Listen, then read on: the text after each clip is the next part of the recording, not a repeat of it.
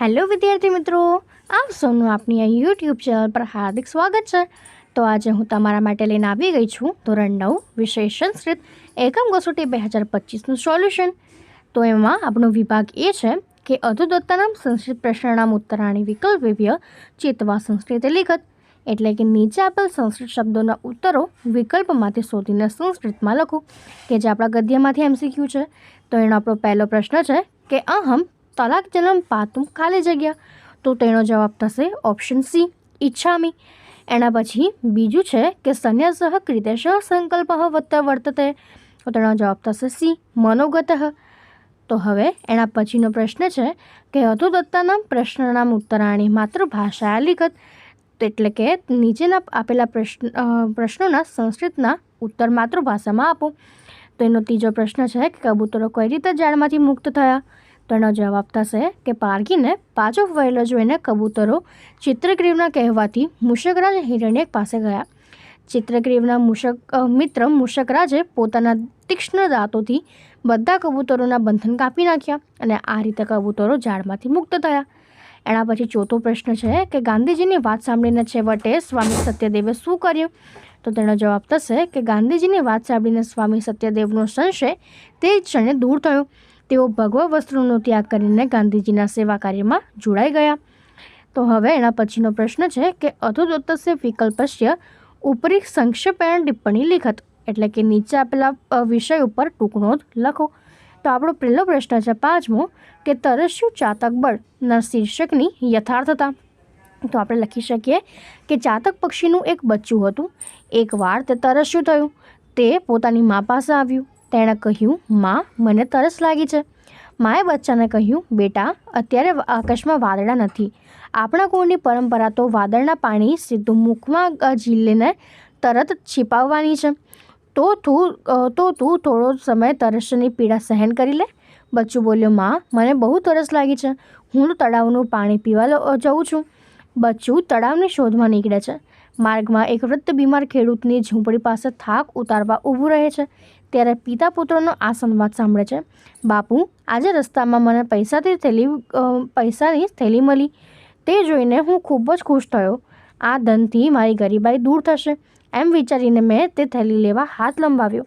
પણ મને તમારો આ ઉપદેશ સાંભળ્યો કે બીજાનું ધન લેવું એ કુળની રીતિ નથી, એટલે મેં તે થેલી લીધી નહીં. ચાતક બાળે વિચાર્યું, વાહ, મારા દોસ્તો, આ વિડીયો નીચે જોશો તો તમારા ચેનલને સબસ્ક્રાઇબ કરી લેવાનો છે અને ત્યારબાદ કોમેન્ટનો ઓપ્શન આ રીતે સ્વાઇપ કરશો તો હાઇપનો ઓપ્શન આવશે. તે પર સિમ્પલી એક વખત ક્લિક કરશો તો જોવા મળશે નવું જ નજરાણું. ક્લિક કર્યા બાદ આ રીતના તમે જોવા મળશે અને આપણે જે છે હાઇપના પોઈન્ટ્સ છે એ ઉપર એક વખત મિત્રો સિમ્પલી ક્લિક આપી દેવાનો છે. મરણ પથારીએ પડેલા વૃદ્ધ ખેડૂતની તથા તેના પુત્રની કુલાચાર પાડવાની બાબતમાં કેવી ઊંચી શ્રદ્ધા છે. હું પણ અમારી કુળની પરંપરા મુજબ મેઘજળ પીશ. આ વિચારી ચાતકબળ પોતાની મા પાસે પાછો આવ્યો અને તેણે બનેલી બધી જ વાત જણાવી. માને સંતોષ થયો. તેણે બાળકને આશીષ આપ્યા. પછી મેઘવૃષ્ટિ થઈ ત્યારે મેઘના જળથી ચાતક બાળની તરસ છીપાઈ. એના પછી છઠ્ઠું છે કે વલ્લભી વિદ્યાસ્થાનમ, એટલે કે વલ્લભી વિશ્વવિદ્યાલય. તો હવે આપણે એના પર લખી શકીએ કે પ્રાચીન સમયમાં અનેક વિશ્વવિદ્યાલયો હતા. તેમાં વલ્લભી વિદ્યાપીઠ પણ એક હતી, જે આજના ગુજરાત રાજ્યના ભાવનગર જિલ્લામાં આવેલી છે, જ્યાં દૂર દૂરના દેશમાંથી વિદ્યાર્થીઓ ભણવા આવતા હતા. આ પ્રાચીન સમયથી જ ભણવાનું કેન્દ્ર હતું. અહીં 4 વેદો, 6 વેદાંગો, પુરાણ, ન્યાયશાસ્ત્ર, મીમાંસા દર્શન, સ્મૃતિગ્રંથો, આયુર્વેદ, ધનુર્વેદ, સંગીતશાસ્ત્ર અને અથર્વવેદ એ 4 ઉપવેદનો 18 વિદ્યાઓનું અધ્યાપન કાર્ય થતું હતું.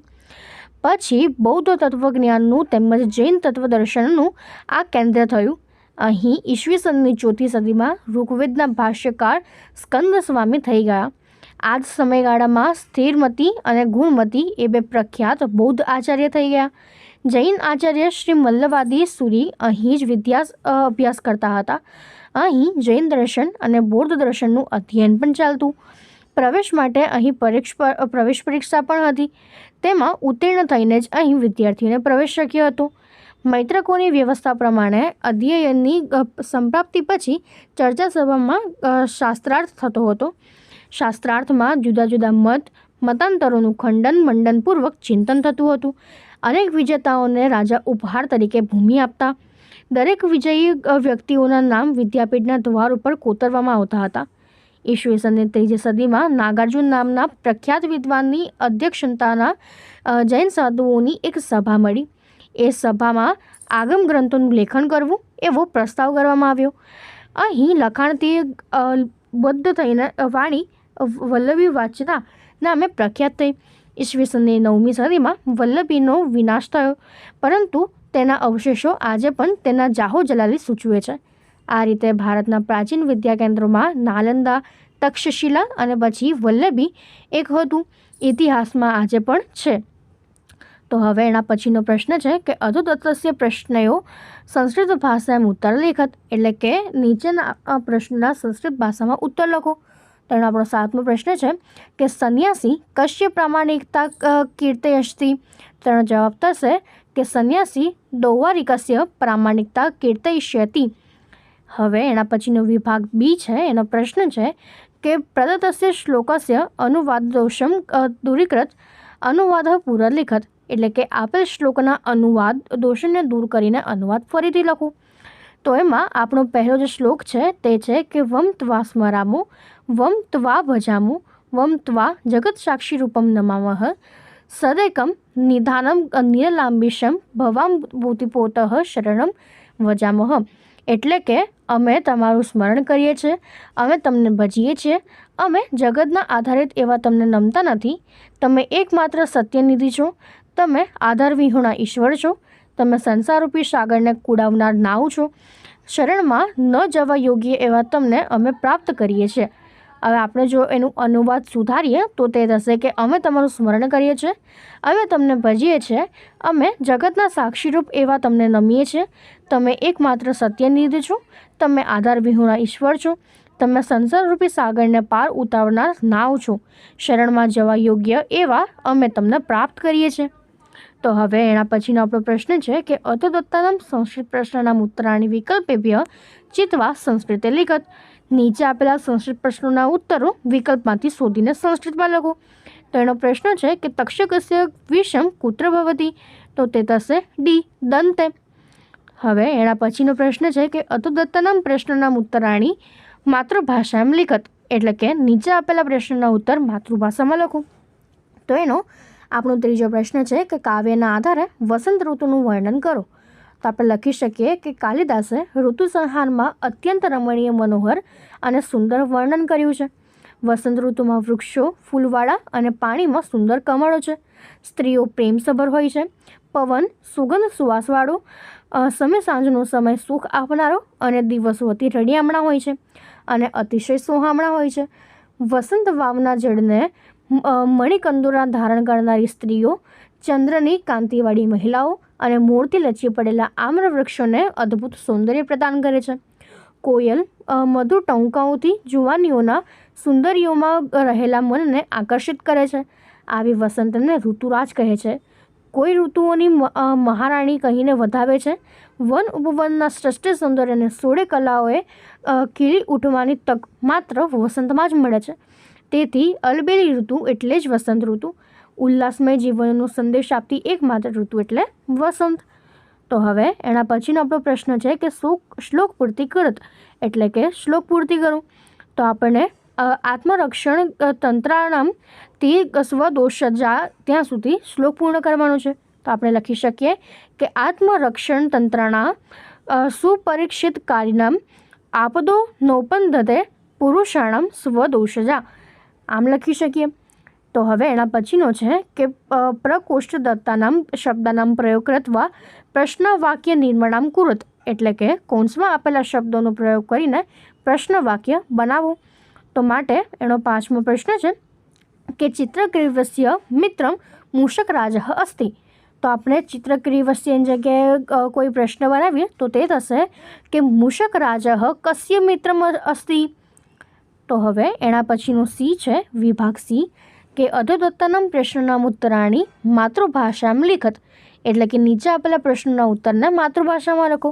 તો એનો પહેલો પ્રશ્ન છે કે ધારા દેશની સી વિશેષતા હતી. તો જવાબ થશે કે ધારા દેશનો ભોજ રાજા વિદ્વાનો, કવિઓ અને કલાકારોનો કરદરદાન હતો. તેના સમયમાં સાહિત્ય, વિદ્યા, કાવ્યકલાનો ઉત્કર્ષ તેની ચરમસીમાએ હતો. આવી ધારાનગરીના સામ્રાજ્ય પ્રજાજનો પણ કાવ્ય સર્જન અને વિવિધ કલાઓમાં નિપુણ હતા. તેથી આવો ધારા દેશ દૂર દૂરના દેશોમાં આવતા અનેક પંડિતો, કવિઓના ગુણોનું પૂજન કરનાર હતો. એના પછી બીજો પ્રશ્ન છે કે શિવલ્લક સરકારને કેવો દંડ આપવાનું વિચારે છે? જવાબ: શિવલ્લક સરકારને બહુ કડક દંડ આપવાનું વિચારે છે. તે કહે છે કે આને મજબૂત રીતે બાંધીને ખેંચવું, કૂતરાઓથી એને ફાડી ખવડાવવું અને શૂડીના માંચડે ઊભો રાખીને કરવત વડે વહેરાવી દેવાનું સૂચવે છે. તો હવે એના પછીનો પ્રશ્ન છે કે નીચે આપેલ પ્રશ્નમાંથી સાચો વિકલ્પ પસંદ કરીને જવાબ લખો. તો હવે એનો આપણો ત્રીજો પ્રશ્ન છે કે ક્ષંતુમ અહંતિમ મામ ઇતિ ક વદતી. તો એનો જવાબ થશે એ દૌવારિક. તો હવે અહીં આપણું આજે સંસ્કૃતનું એકમ કસોટી છે પૂર્ણ થાય છે. જો તમને આમાં કોઈ પણ ડાઉટ હોય તો કોમેન્ટ સેક્શનમાં જરૂરથી જણાવજો અને આપણી ચેનલને લાઇક અને સબસ્ક્રાઈબ જરૂરથી કરી દેજો. અને ડિસ્ક્રિપ્શન બોક્સમાં મેં તમામ વિષયોના એકમ કસોટીના વિડીયોની લિંક એ મૂકી દીધી છે, તો તમે તે જરૂરથી જોઈ લેજો. અને તમને જો અન્ય વિષયના પેપર જોઈતા હોય તો તમે આ નીચે આપેલા નંબર પર મેસેજ કરજો. Thank you.